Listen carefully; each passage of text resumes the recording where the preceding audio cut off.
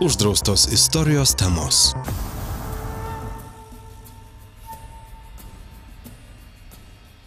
Tūkstančius metų prieš pirmuosius faraonus Egiptą valdė dievai.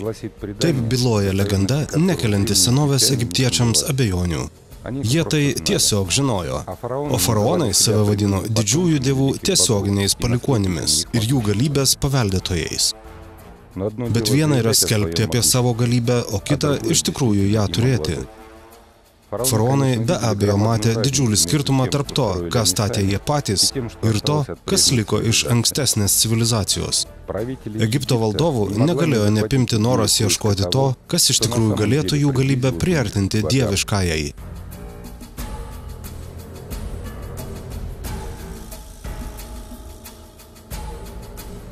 Dievų žinių paieškos. Dar ketvirtame naujosios eros amžiuje įžymus Romos veikėjas Marcelianas siuntė žmones į Egiptą prieštvaninių rankraščių paieškoms. Jis manė, remdamasis kažkokiais jį pasiekusiais duomenimis, kad tokius rankraščius galima rasti ar po piramidėmis, ar po šventyklomis. Bet toks faktas užfiksuotas. Tai yra, beveik prieš 2000 metų žmonės žinojo, kad prieš juos egzistavo kita žmonija, kita civilizacija ir netgi mėgino rasti žinias išlikusias iš tų laikų.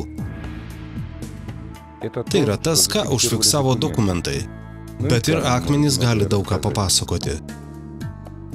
Primta manyti, kad įėjimą į didžiąją piramidę pramušė arabai kalifo Al-Mamudo paliepimu 7 mūsų eros amžiuje. Bet ar tikrai taip yra? Arabiški tekstai aprašantys šį įvykį ne tik prieštarauja vienas kitam, bet ir realiems faktams. Pakilus didžiosios galerijos koridoriumi, neva Al-Mamuno darbininkai pateko į kamerą žemėjančiomis lubomis. Ten stovėjo žalios spalvos akmens žmogaus formos sarkofagas. Kaip matome, nieko panašaus. Dabar pažvelkime į piramidės apdailą. Nors ją aktyviai išrinkinėjo, apatinėje eilėje kai kas išliko. Tiesa, per tūkstančius metų vėjas ir smėlis smarkiai apgadino šias liekanas. Tada, kaip galėjo išlikti beveik nepažeisti šiaurinės pusės vidurio blokai, medžiaga ta pati, amžius tas pats.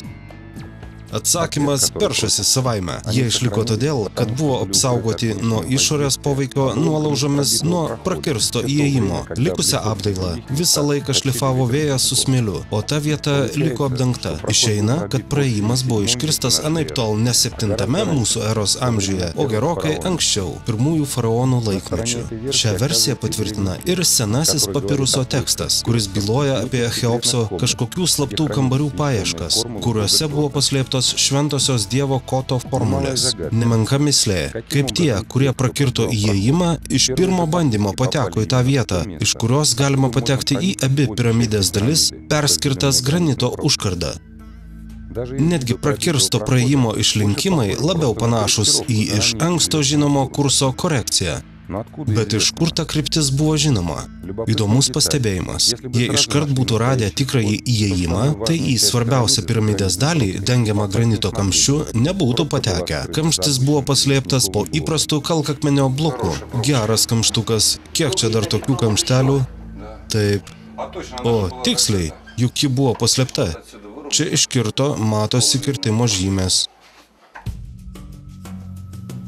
Kyla įtarimas, kad Cheopsas tiesiog pratęsė savo tėvo faraono Snufru darbą. Snufru buvo 4 dinastijos įkūrėjas. Jam istorikai priskiria 2 piramidžių Dašūroje statybą. Istorikų įsitikinimą patvirtina užrašai kai kuriuose raudonosios piramidės apdailos vietose. Bet visų pirma, šie visi užrašai rasti jau ant nuimtų blokų. Antra, jų laikotarpis visai neaiškus. Jie galėjo būti padaryti ardymo ar remonto metu, o visai nestatybos Snufrų valdymo metu. Faraono darbininkai tiesiog galėjo žymėti nuimtos apdailos blokus, kaip kad mes, pavyzdžiui, ženkliname surenkamų namų rastus. Tam tikra eilė, tam tikra vieta. Visiškai nesuprantama. Geras blokas, ilgas 2 metrų. Ir visai šalia nuotrupos. Molio skeveldros.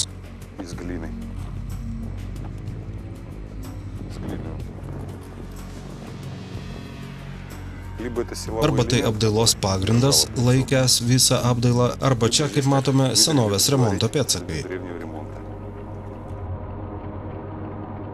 Greta piramidės rastos darbininkų patalpų liekanos. Egiptologai nutarė, kad čia statytojų namai, bet ir labai kuklūs patalpų matmenys ir čia rasti įrankiai labiau pritinka ne milžiniškai statytojų armijai, o nedideliai archeologų grupiai. Visi, kas patekdavo viduramžių laikais į piramides, vadinami piramidžių plėšikais. Bet ar tai buvo tik plėšikai? Žvilgtelkime į raudonosios piramidės tolimiausiąją kamerą. Ten didelė duobė. Ko nepadarysi vardan mokslo. Ne, kojų nelaužysim, bet čia ir taip nusileisti įmanoma.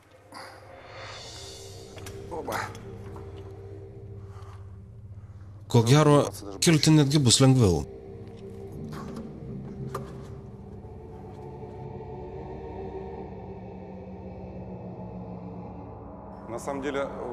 Ši duobė byloja, kad kalbos apie kapų plėšikus prasimanimas. Tokio kiekio medžiagų išnešti slapčia, kaip kad neva darė plėšikai, neįmanoma. Tai buvo organizuotos paieškos. Nėra abejonių, kad tokio masto darbai galėjo būti atliekami tik su faraono žinia ir jo sutikimu. O greičiausiai netgi ir jo paliepimu. O reiškia, tai jau buvo ne plėšikai, o senovės archeologai, kurie dirbo visiškai legaliai ir atvirai. Galbūt tokių kasinėjimų stilius daugam atrodytų pernelyg barbarišku, bet jis beveik nesiskiria nuo archeologų stiliaus prieš 100-metį. Pagal visus išgriautus plotus aplink galime nesunkiai nustatyti visų čia atliktų archeologinių darbų eigą. Netrukus tai ir padarysime. Štai iš čia traukia akmenis. Vargu ar tokiais dideliais luitais. Juos smulkino. Bet kažkaip reikėjo išnešti. Kad patogiau būtų išnešti nuolaužas, paaukštino koridorių. Iškirto apatinį sluoksnį. Anksčiau jis buvo tokio aukščio. Dabar galima atsistoti visų ūgių. Nutempus akmenis koridoriumi iki antrosios kameros, juos paprasčiausiai mėtė žemyn iš 10 metrų aukščio. Laiptų tuomet nebuvo.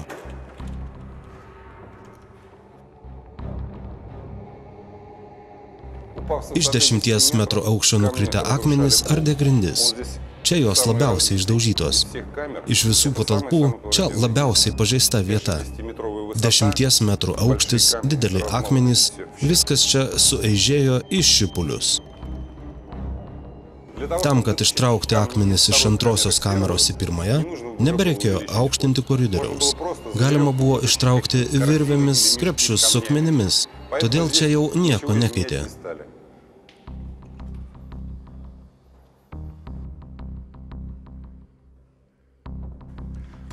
O kad jau akmenis iš piramidės pirmosios kameros išgabenti į lauką, reikėjo kažką sumastyti. Koridorius čia horizontalus, o toliau šiek tiek kyla. Ir jei tempi už virvės krepšį ar maišą su akmenimis nuo pat įėjimo, to neįmanoma padaryti, trukdys lubos. Ir jie rado įdomų sprendimą.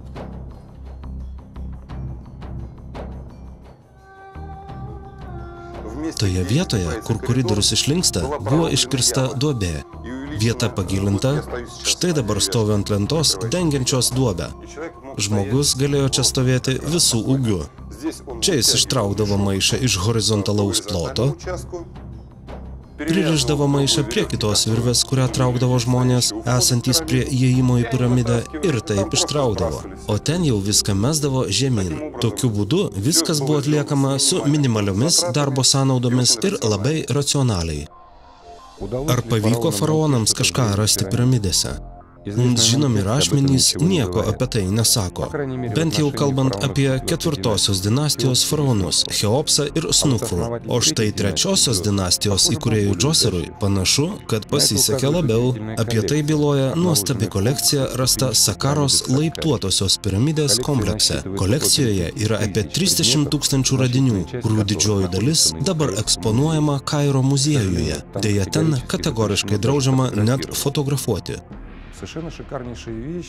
Prabangiausi eksponatai, pavyzdžiui, lėkštės, 2–3 mm storio, pagamintos iš skaidraus akmens. Jas žiūrint, susidaro įspūdis, kad jas ką tik išliejo iš plastmasės. Taip jos gerai padarytos, lygios, stovi tiesiai ir nepalinkusios. Yra indų, kurių atramos taškas yra kaip pastatyto kiaušinio. Ir indas stovi absoliučiai tiesiai, reiškia jo svoris subalansuotas idealiai. Indai iš akmens, vidus tuščias. Tai kaip reikėjo iškirsti akmens puodo vidų, kad jis stovėtų tiesiai? Yra ir aplamai keistų daiktų, panašių į mūsų kompaktines plokšteles. CD diskus. Toks pat dydis, tokia pat skylė viduryje, bet jie padaryti iš įvairių akmens uolienų. Ir dar tvirtų uolienų. Tai ir granitas, ir kvarcitas. Šios medžiagos reikalauja labai tvirtų apdorojimo įrankių. O diskeliai tikrai panašus į kompaktinius, tik kad ties viduriu šiek tiek storesni. O šiaip jų storis apie 1,5 mm. Rankomis jų pagaminti neįmanoma. Yra ir tokių objektų, kuriems neturime atitikmenų.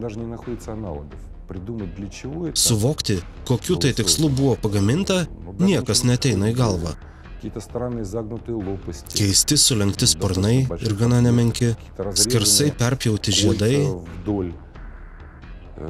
nei peleniniai, nei vazai nepritaikysi. Tai daugiau panašu į kažkokius technikos dirbinius ar detales naudotus mašinose ar mechanizmuose. Padaryti jie iš trapaus akmens. Kam ir kodėl jie buvo pagaminti? O svarbiausia, kokiais įrankiais? Tobuli gaminiai. Daugelio kolekcijos eksponatų pagaminimas reikalauja labai aukštų technologijų, kurios visai netitinka pirmųjų faraonų dinastijos išsivystymo lygio. Įdomu, kad daugiau niekur Egipte nieko panašaus nerasta. Panašu, kad Džoseras atliko milžinišką darbą rinkdamas likučius to, kas liko iš senovės dievų laikų. Įsteigė tiesiog meno rūmus, arba tą patį Kairo muziejų. Tik prieš 4,5 tūkstantmečio. Galbūt kažką iš senovės paveldo pavyko rasti ir naujojo valdymo laikų faraonui, Sičiui I. Kai kurios atvaizdų detalės jo šventykloje Abidose seniai kelia karštus ginčus. Pavyzdžiui, keisti indai, kurie sujungti po 3–4 vienetus ir nuo jų eina zigzago formos linijos. Istorikai juos laiko įprastais vandens indais, bet vandenį pilti iš kelių indų vienu metu nepatogu, o ir nupiešti jie vertikaliai. Tokioje padėtyje vanduo neišsipila. Yra ir kitas aiškinimas. Tai simbolinis gyvybės jėgos atvaizdas. Ta jėga dievai dovanoja faraonams.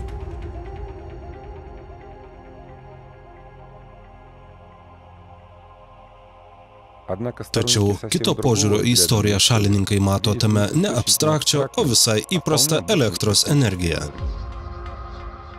Jų versiją patvirtina tarpupio radiniai, kurie pasirodė besantys elektros elementais, tik 2000 mečių amžiaus. Tuo pačiu stiliumi paaiškinamas ir kitas keistas objektas ant Sičio I šventyklos sienų, taip vadinamas jet stulpas, kuris savo išvaizdą primena didelį elektros izoliatorių. Bet mįslingiausi atvaizdai yra pačioje šventyklos palubėje.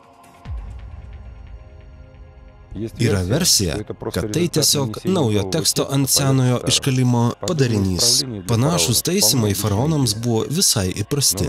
Bet kokia tikimybė naujus hieroglifus skaptuojant ant sienų išgauti net keletą lengvai atpažįstamų objektų – malūnsparnio, tanko ir kažkokio skraidymo įrenginio. Suprantama, senovės Egipto visuomenėje panašūs objektai buvo neįsivaizduojami. Tai akivaizdu. Bet jei turėsime omenyje faktus, kurie byloja apie senovės išsivysčiusią dievų civilizaciją, tai čia pavaizduotų realių objektų versija tampa ne tokia jau ir absurdiška.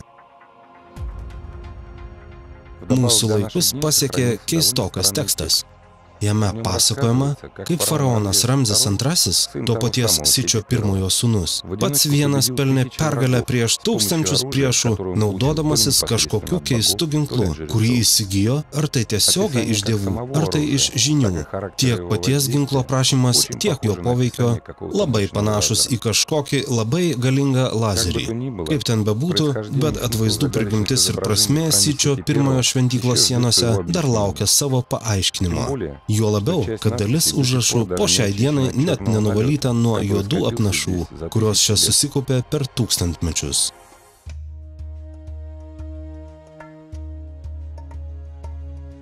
Atrodytų, ką galima rasti naujo Gizos slėnyje, kur lankosi milijonai turistų. Įmanoma. Tai reikia truputį paėjėti į šalį. Pavyzdžiui, pažvelgti į trečiosios piramidės šoninio koridoriaus sieną. Čia išilgai sienos sudėti keistos formos bazalto blokai, grubus paviršius ir labai lygios šoninės briaunos. Priekinė siena taip pat išlyginta, bet ne iki galo. Primena kvadratinės dėžes.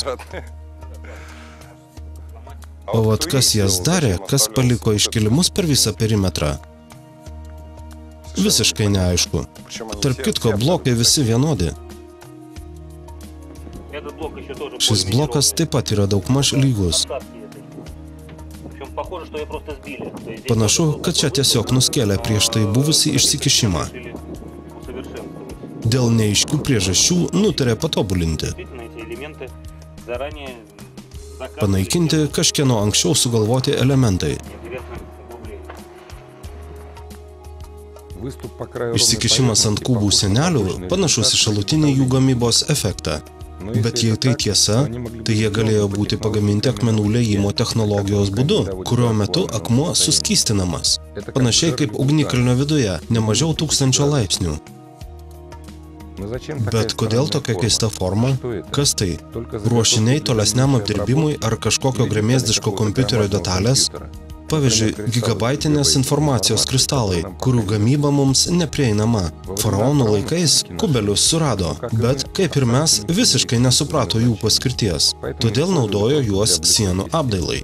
O kur kubelių neužteko, paklojo paprastas plytas. Kiek sugebėjo, tiek juos sudėjo lygiomis briaunomis vieną ant kito. Bet jei tai būtų palikę, būtų negražu. Statinį reikėjo užbaigti. Ir žiūrėk, ši siena pagal spalvą panašiai į aną. Ir toliau paklojo kitą bloką. Kaip plytos. Ir vėl blokai, ir vėl sudėta kaip išėjo. Padarė praėjimą, tarpus užpildė. O čia molio plytos? Taip, molio plytos, iš kurių maža kas likę. O gal faraonai tokiu būdu norėjo išsaugoti senovės paveldą? Išsaugoti tiems, kas pagaliau pajėgs suprasti dievų žinių kubelių prasmę. Paėmė kažką, susandėliavo į uždarą vietovę, kur prieimo paprastiems mirtingiesiems nėra. Dabar tai paslėpta nuo pašalinių akių ne tik tada, bet ir dabar. Ar kas nors yra matęs bent nuotraukas? Egzistavo žmonės, kurie saugojo tikrasias slaptas žinias. Nesiginčysiu dėl nuomonės, kad tie žmonės buvo vadinami žiniais. Buvo žinių kasta, kuri egzistavo visos senovės Egipto civilizacijos metu. Ir išliko net iki Romos imperijos laikų. Duomenų nuotrupos, kurios mane pasiekė, byloja apie tai, kad žiniai pasitraukė į pogrindį.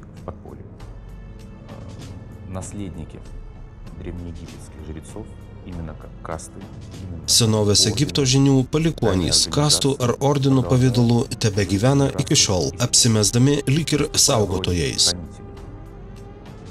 Žinoma, jie gyvena kaip įprastiniai žmonės, tik kiekvienos slaptos organizacijos principais. Nemanau, kad jie prapuolė tūkstantmečių glūdomose ir nutraukė savo paveldo misiją. Ir šiuo aspektu Egipto vyriausybė yra pavyzdinė. Viena vertus, Egipte dirba įvairios archeologų ekspedicijos, arba, kaip jas vadina, misijos – Japonų, Amerikos, Čekų, Prancūzų. Bet jos visos dirba tik tam tikrose vietose, kuriuose buvo leista dirbti. Kita vertus, didelis kiekis paminklų yra uždari. Bet kokie barjerai gali tik pristabdyti senovės dievų žinių paieškas, bet negali jų sustabdyti. Susidomėjimas nepranyksta net šiais laikais. Net pati senovės civilizacijų, gerokai pranokusių šiuolaikinę egzistavimo tikimybę, leistų tikėtis žinių, gerokai pranokstančių pažangiausias šiuolaikinės technologijas. Mano susidomėjimą piramidėmis lėmė rimtas susidomėjimas Finslerio geometrija, kuri yra bendrosios geometrijos tikimybių teorijos apibendrinimas. Tai yra, kaip ir šiuolaikinės teorijos fizikos, priešakinė briauna. Pasirodo, kad šioje geometrijoje, kaip ir specialiojoje tikimybių teorijoje, vienas iš svarbiausių geometrijos objektų yra šviesos konusas. Specialioje tikimybių teorijoje šviesos konusas labai panašus į smėlio laikrodį, bent jau taip jis vaizduojamas mokslo populiarinimo knygose. O Finslerio geometrijoje, kurią mes užsiimame, analogiškas objektas turi keturbriaunės piramidės pavidalą. Ir ne šiaip primena Egipto piramides, bet sutampa kelių laipsnių tikslumu. Mūsų manymų tai negalėjo būti atsitiktinumas. Todėl ir vykstu ne pirmą kartą į Egiptą, kad savo atsakyčiau klausimą, ar galėjo piramidžių statytojai nusimanyti apie Finslerio geometriją. Ar tai tik atsitiktinumas, nevertas dėmesio. Piramidės forma tiek paprasta ir lakoniška, kiek ir beprasmiška, žiūrint šiuolaikinio žmogaus praktiškų požiūrių.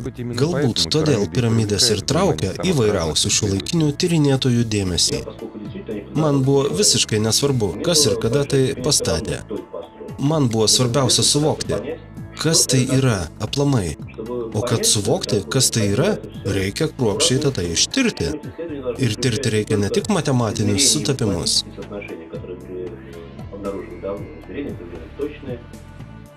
Nuostabūs sutapimai atrasti, visa tai labai gerai. Čia statytojų kultūra. Galima sakyti, mokslinė kultūra. Todėl, kai aš visą tai matau, man nesinori galvoti apie statytojus. Žmonės tai buvo ar ne žmonės, kažkokia tai rasė, gyvenanti daug tūkstantmečių prieš faraonus, ateiviai, atlantai ar dar kažkas. Klausimas įdomus, bet ne pats svarbiausias. Labiausiai rūpi išsiaiškinti piramidžių ypatybes. Kiek tai mums leis šiuolaikinės žmonijos supratimas. Bet, kaip ir parodėme ankstesnėse filmo serijose, Egipto senovės dievų paveldas neapsiriboja vien piramidėmis. Mums dar nežinomų technologijų ir žinių paieškos gali vykti ir kitose sferose. Manau, kad nereikia netgi vykdyti kasinėjimų. Pakanka įdėmiau ištirti tai, kas jau atrasta, surinkta, sudėta į atkampių muziejų lentynas. Bet ištirti iš pozicijos, kaip bent jau leidžiamas įsivaizduoti senovės civilizacijų egzistavimo faktas.